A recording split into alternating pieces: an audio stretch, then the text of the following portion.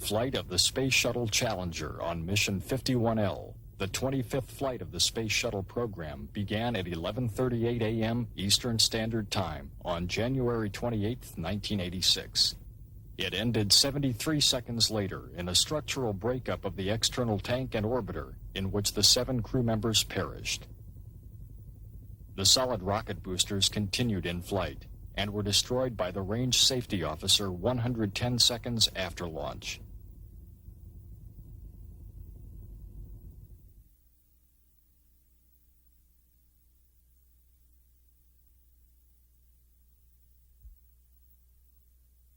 The delivery and assembly of 51L launch vehicle components began months prior to launch. The solid rocket booster segments were transported by rail to the Kennedy Space Center.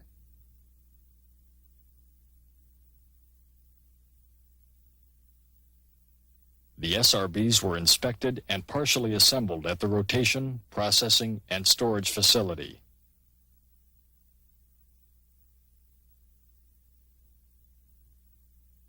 The segments were then moved to the Vehicle Assembly Building, or VAB, where they were stacked on the mobile launch platform.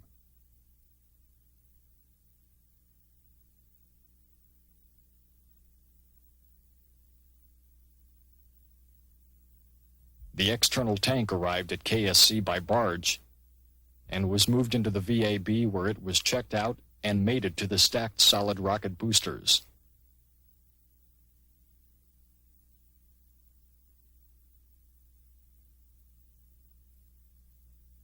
After orbiter checkout, Challenger was rolled into the VAB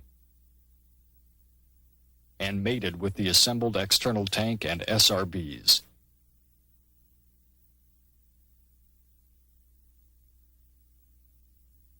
The STS-51L vehicle was transported from the VAB to the launch pad on December 22, 1985.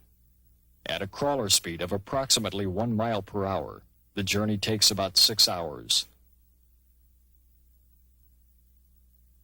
The launch was rescheduled several times, resulting in the final countdown on January 28, 1986. The weather was forecast to be clear and cold, with temperatures dropping into the low 20s overnight. The fueling of the external tank began at 1:25 a.m. Ice had accumulated on the launch pad during the night. Several water systems were opened slightly and allowed to flow into drains. The drains froze and caused overflows.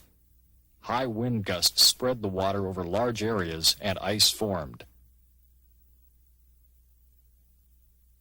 The air temperature at launch was 36 degrees Fahrenheit. This was 15 degrees colder than any previous launch.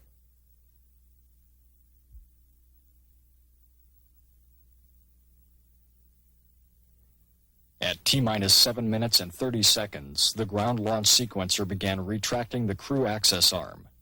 The arm can be put back in place within 15 to 20 seconds if an emergency arises and the crew must evacuate the pad.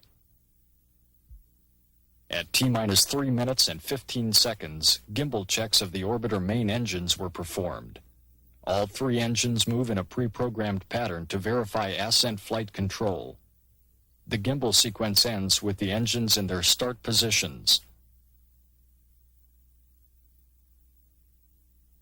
At T-minus 2 minutes and 55 seconds, external tank liquid oxygen pressurization began and main engine purging was completed. At T-minus 2 minutes and 50 seconds, retraction of the gaseous oxygen vent hood began. The ground launch sequencer verified its full retraction at T-minus 37 seconds. Sound suppression water was started at T-minus 16 seconds. At T-minus 8 seconds, hydrogen igniters were turned on to burn off any free hydrogen. 6.6 seconds before launch, Challenger's liquid-fueled main engines were ignited in sequence and run up to full thrust.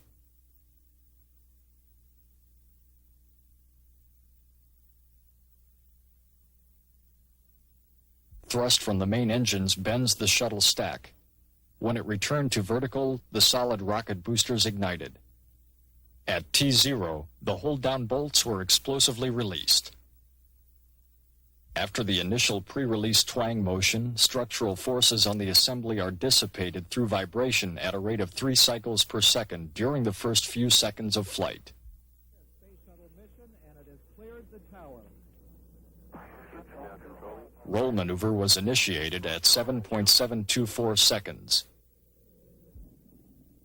The maneuver was completed at 21.124 seconds. Normal throttles for most of the flight, 104%. We'll throttle down to 65%. The main engines were throttled back to 65% at 35.379 seconds for about 16 seconds in order to alleviate loads during maximum dynamic pressure.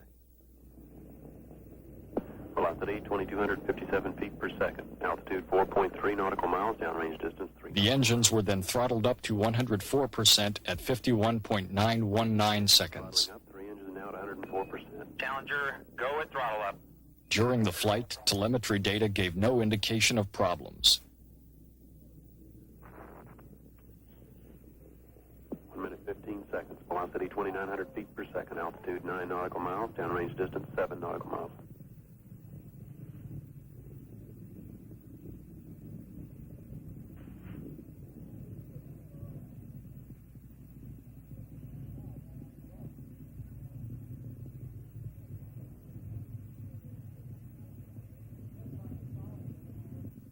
The solid rocket boosters continued in flight and were destroyed by the range safety officer 110 seconds after launch.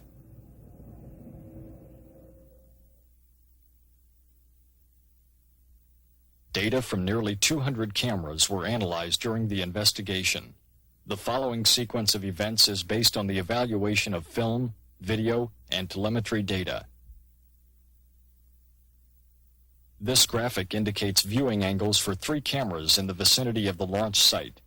The first view shown is from camera E63 at the lower right of the chart.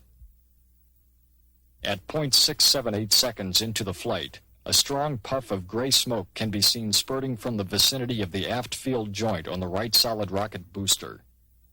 The vaporized material streaming from the joint indicates there was not complete sealing action within the joint.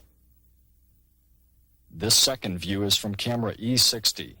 The smoke can be seen between the right SRB and the external tank, and initially moves in the upward direction.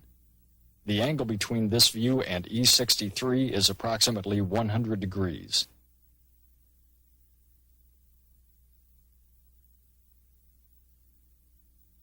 With E60 and E63 side by side, it is clear that when smoke is first visible to camera E60, it is not yet visible to E63.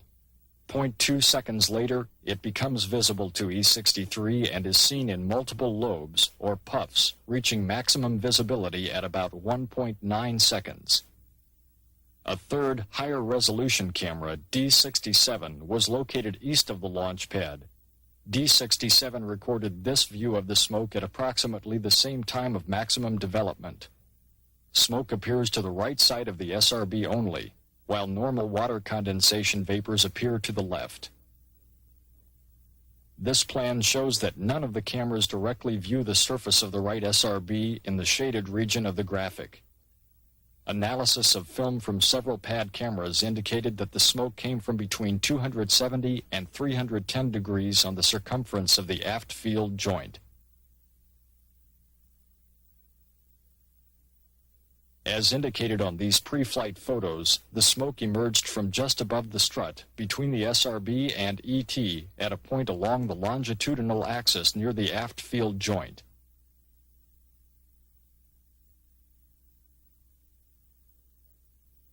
The multiple smoke puffs occurred at a rate of about 4 times per second, approximating the frequency of the structural load dynamics and resultant joint flexing. This greatly exaggerated computer animation depicts the flexing of the SRB joint. This flexing increased the gap between the tang and clevis at the location of 2 rubber O-ring seals.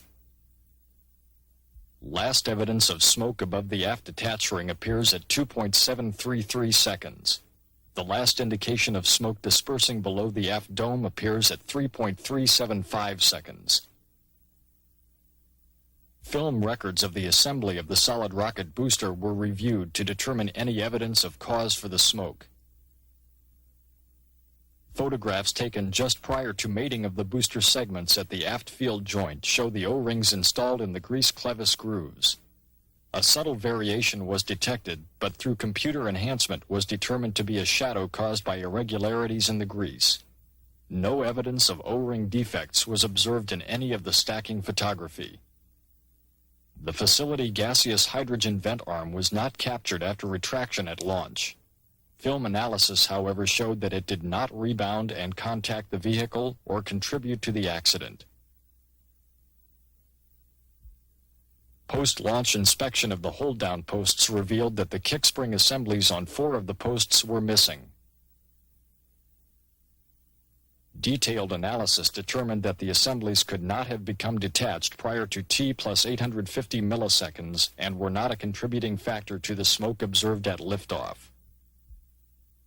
The next significant event was the development of the SRB burn-through plume.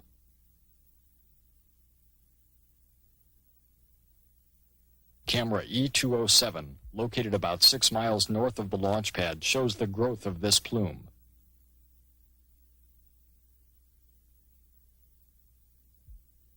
The first evidence of flame appeared on the right solid rocket booster at 58.788 seconds. This occurred as the main engines had been throttled up to 104% thrust and the SRBs were increasing thrust. Camera E203 was located west of the launch site and gives an aft view. The exposure was set for the booster nozzle plumes. This graphic illustrates the location of the flare. The flare was located near the aft field joint, approximately 300 degrees circumferentially, which is consistent with the location of the smoke emissions at liftoff.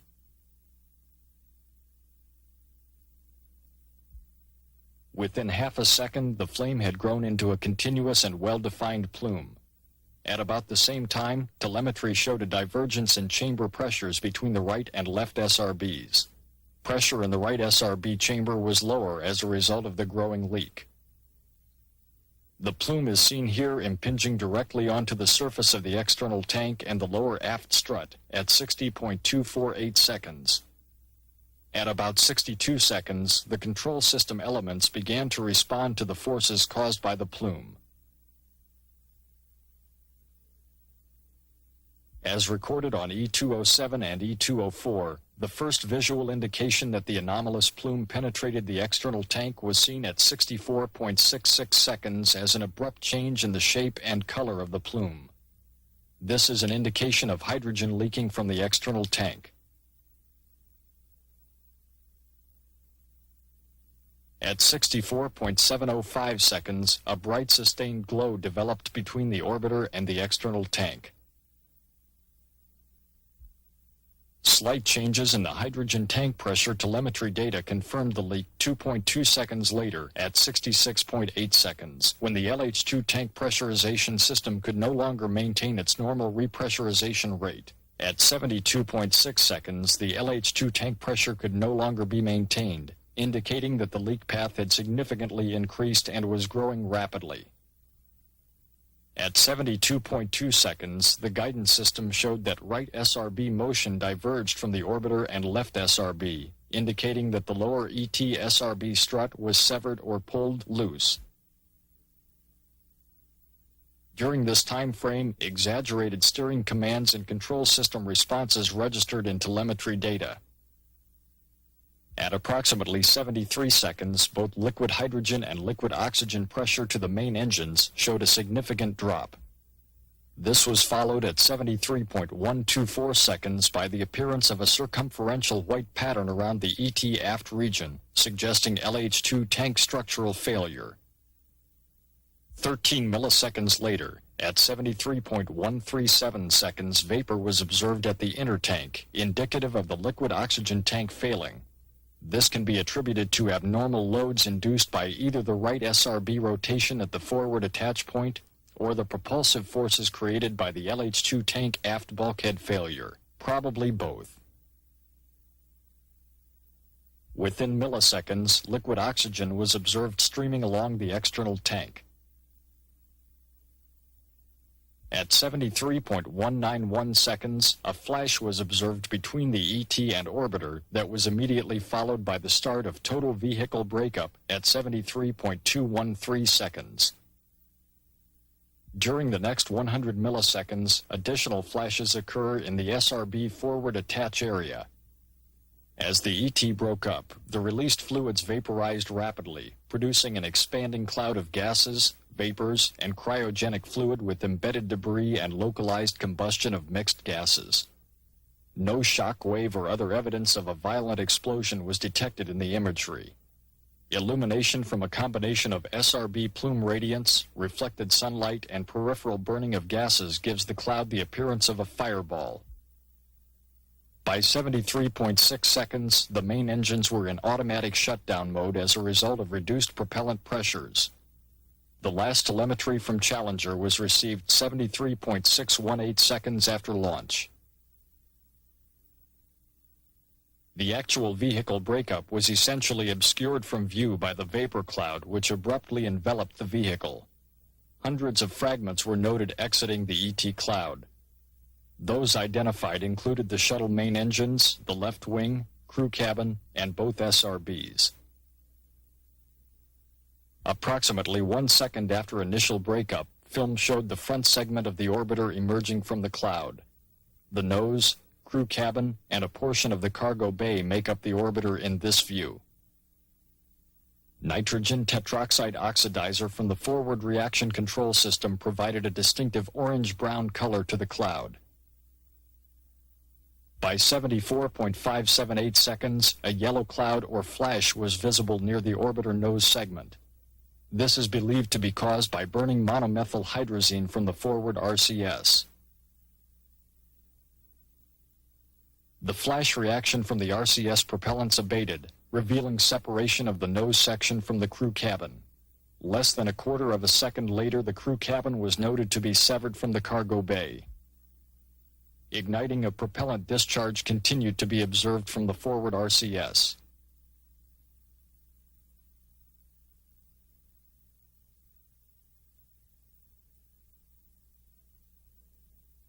A camera south of the launch pad recorded a wider array of debris exiting the vapor cloud.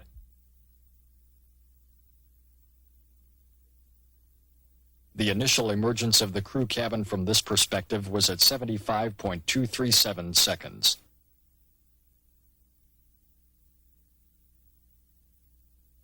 The initial path of the crew cabin from the vapor cloud carried it across the path of an adjacent contrail, clearly revealing its truncated form and attitude.